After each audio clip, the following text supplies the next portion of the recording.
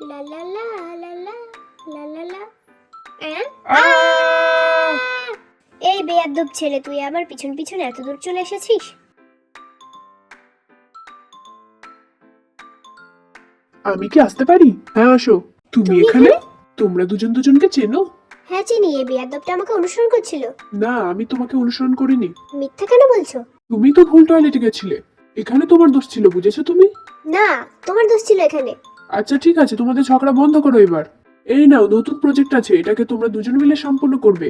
নাও, এখানে তুমি কাজ করবে। এই মেয়েটার নাকি বসের সঙ্গে সম্পর্ক রয়েছে। এ নাকি ম্যানেজারের প্রাক্তন।